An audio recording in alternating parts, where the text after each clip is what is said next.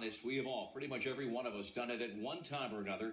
Texting while driving, distracted driving.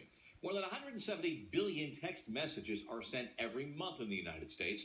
And during daylight hours, at any given moment, 2/3 of a million people are on their smartphone or manipulating an electronic device while they're driving. It's dangerous practice. It's increasingly illegal in states, and it's something that claimed more than 3,100 lives last year. It's a national problem, and it reaches into sports. Here are now two very different stories drawn together by this national epidemic, and they're told by our Greg Garber. He's like right here. Yeah, look up at him right now. You can see him right now. Gage Edwards was a popular 17-year-old. Jack, he was fun-loving. He had a passion for life. He had a smile that would brighten any room.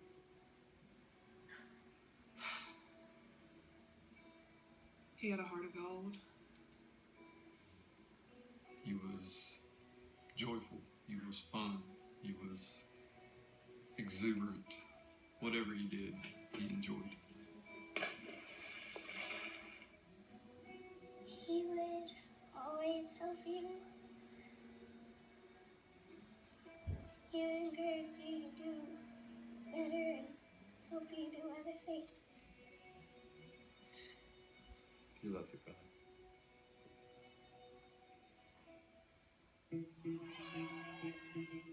Gage was the pride and the pulse of East Surrey High School in Pilot Mountain, North Carolina, playing both sides of the ball. Coming over to make the interception, Gage Edwards.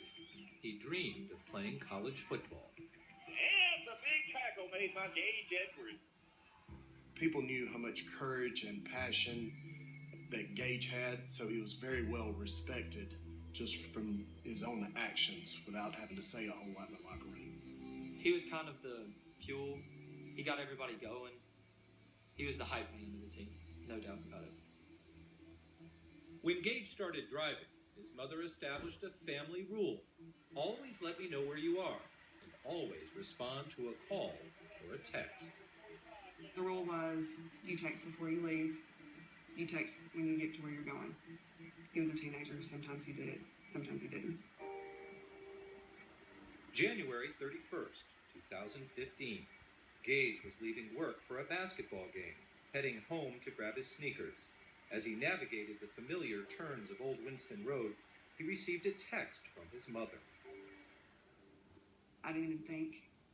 And he responded so quickly that the thought never crossed my mind that he could be in his car. Gage was supposed to pick up his girlfriend, Santana, and take her to the game, but he never showed. I texted Mike, my husband, and said, we can't find Gage. Because I texted Gage instantly and said, where are you? And didn't get a response. So Nikki went to look for him. Surrey County 911, location emergency. Yes, we got a car right down here on the Old Winston Road. Somebody looks like they hurt pretty bad. All right, how many cars involved? Just one car, it looks like. The car smashed up pretty bad. The accident report illustrates what happened. Gage was speeding, overcorrected, crossed the center line, and struck a shrub and two trees before coming to rest back on the road. The tree that took the brunt of the crash has since been removed. I turned onto Old Winston Road, and the road was blocked. And I jumped out of my car, and I took off running. And then I fell. I fell in his wreck. And his car was narrowed.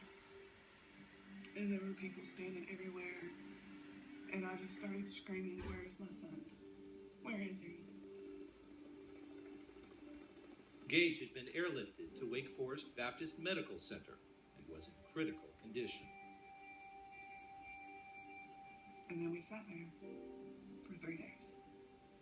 And we prayed.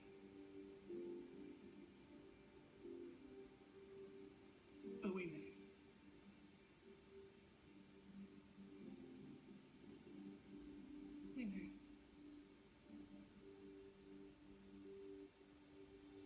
Gage was pronounced dead on February 2nd.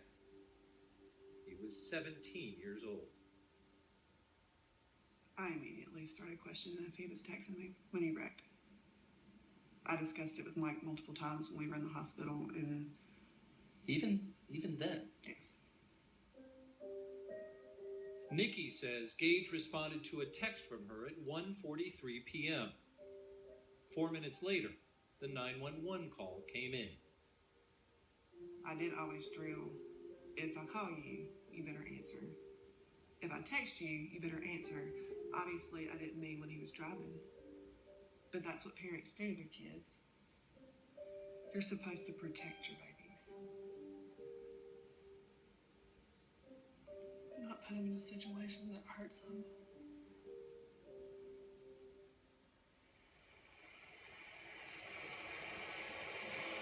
Six months before Gage's death, on a sunny Saturday morning in Grandin, North Dakota, Justin Jalbert was driving his pickup truck to work. You can see for pretty much 2 to 3 miles, there's really no reason why you couldn't see someone. I remember getting a message and looking down, and it probably was an instant, but it seemed like an eternity when it happened. It's like time goes in slow motion. That morning, triathletes Dave Hawkinson and his wife Amy set out on their bikes for a training ride. We started in South Fargo, went through town, up north to 81. And 81 was supposed to be the safe spot. After an hour, Amy turned around to attend her son's state track meet. Dave continued on County Road 81.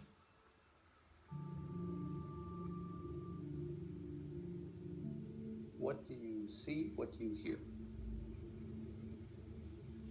First I hear like a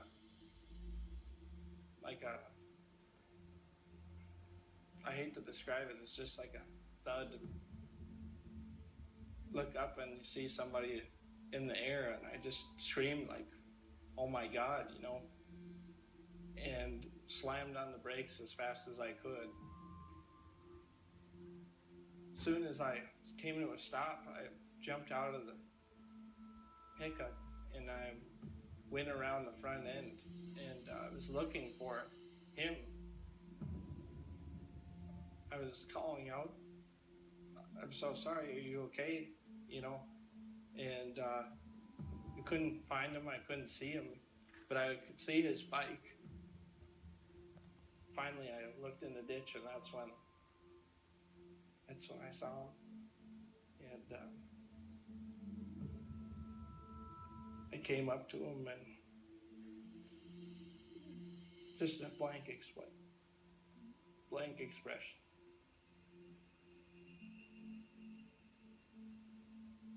"50-year-old David Hawkinson, father, grandfather, was pronounced dead at the scene.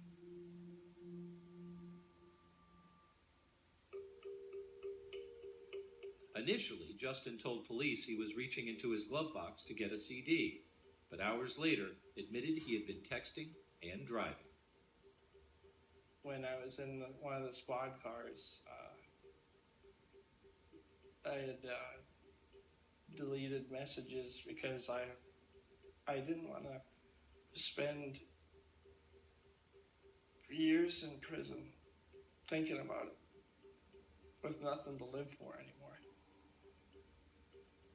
Justin pleaded guilty to negligent homicide and was sentenced to jail for 6 months. Although he had an extensive history of more than a dozen driving offenses, including a DUI, he didn't lose his license after the accident. His license should have been taken away, and that really bothers me. I know you didn't, try and set out that day to kill him, but you still took somebody's life. So you can kill a man with your car and still drive around. And that just does not seem logical in my mind. Today, a ghost bike commemorates the place where Dave lost his life.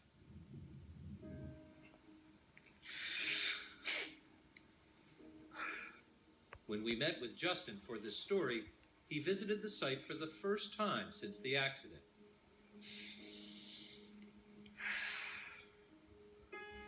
Sorry for taking away somebody that was so important to him. You know, just the immense sadness. Just, if I could do anything to fix it, I'd give away everything I ever had to fix it. But I can't. A young man from North Dakota and a mother from North Carolina share a mutual pain, an all-consuming sense of guilt. Gage thought he was indestructible. I thought he was indestructible. 3 months after Gage Edwards' death, his mother, Nikki, revealed to students at a high school assembly what she believes caused the accident. He was texting while he was driving. I know this because he was texting me. I was just as guilty as anyone else prior to this. I gotta talk to this person right now, and I'm gonna miss this or I'm gonna miss that, when really none of it is as important as your life or someone else's. And it took me losing my child to realize that. The fact that it was for something that had really no importance at all. You just think, why couldn't I wait just a couple more minutes? Have you texted and driven since that accident? I can honestly say that I've come close. There's been times where I've had to lock my phone in the glove box because it's a habit that can be hard to break, you know. We've all done that. I've done it. My dad did it. Almost everybody that I know still does it. You don't realize the consequences until something heart-wrenching happens to you.